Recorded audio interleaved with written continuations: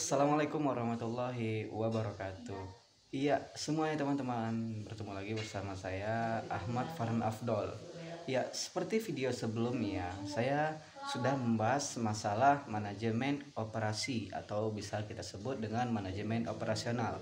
Dan pada video kali ini teman-teman, saya akan membahas tentang produktivitas dalam sebuah organisasi.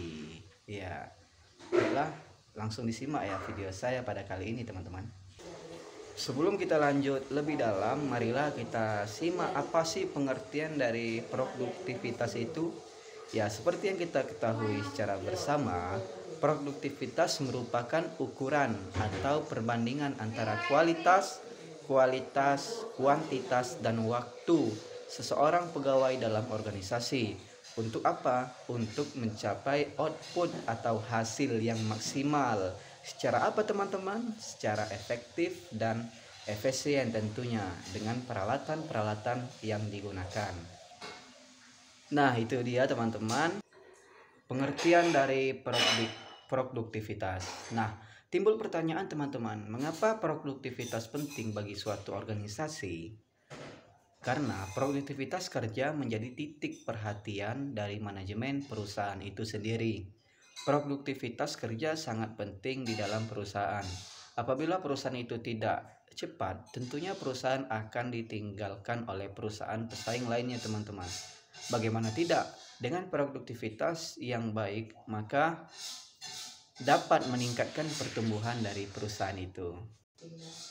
Dan bagaimana cara meningkatkan produktivitas organisasi? Yang pertama, ada para anggota menyepakati tujuan tim dan berkomitmen pada tujuan tersebut. Yang kedua, tujuan tim lebih penting dari tujuan individu. Yang ketiga, para anggota tim benar-benar memahami peran mereka dan bertukar tanggung jawab bila diperlukan. Oke, sekarang masuk lagi, yaitu faktor apa saja sih yang mempengaruhi produktivitas itu, teman-teman? Nah, adapun faktor-faktor yang mempengaruhi produktivitas adalah sikap kerja kita, tingkat keterampilan, hubungan antara tenaga kerja dan pimpinan organisasi, manajemen produktivitas, efisiensi tenaga kerja, dan kewirausahaan. Langkah-langkah peningkatan produktivitas. Yang pertama ada analisa situasi. Langkah awal manajemen produktivitas harus mampu menganalisa situasi sebelum mengambil keputusan ataupun mengambil tindakan yang akan ditetapkan. Nah, contoh nih ya guys ya, pada sebuah rumah sakit, kunjungan pasien menurun drastis dari biasanya, maka tidak perlu menambah tenaga kerja atau tenaga perawat. Dan yang kedua adalah merancang program peningkatan produktivitas.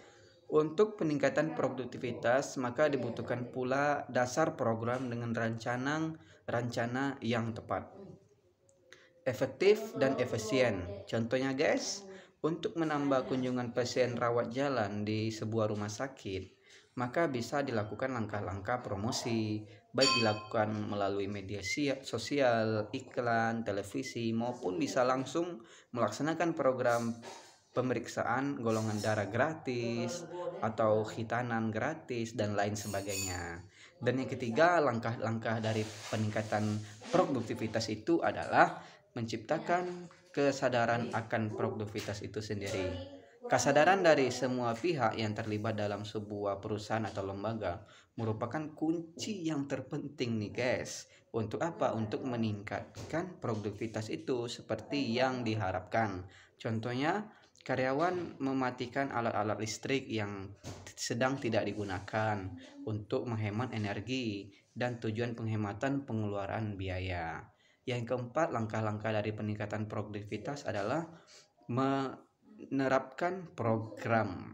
Nah, contohnya program peningkatan keterampilan SDM, sumber daya manusia yang ada di rumah sakit itu atau yang ada di dalam sebuah organisasi. Dengan cara mengadakan berbagai pelatihan seperti teknik infus bayi dan lain sebagainya, dengan tujuan untuk peningkatan produktivitas itu sendiri tentunya akan tercapai. Dan yang kelima adalah mengevaluasi program dan memberikan umpan balik atau feedback namanya. Nah, untuk menilai hasil akhir, maka perlu dilakukan evaluasi program dengan memberikan umpan balik. Contohnya seperti apa, guys? Contohnya yaitu mengevaluasi hasil dari pelatihan teknik infus bayi yang telah kita lakukan tadi. Apakah perawatan tersebut lebih profesional setelah mengikuti pelatihan tersebut ataukah tidak? Di sini dapat kita mengevaluasinya. Oke teman-teman, itulah pembahasan dari saya Ahmad Farhan Afdol dalam pembahasan produktivitas dalam sebuah organisasi, mata kuliah etika manajemen. Ya, sampai ketemu di video selanjutnya teman-teman. Bye. Assalamualaikum warahmatullahi wabarakatuh.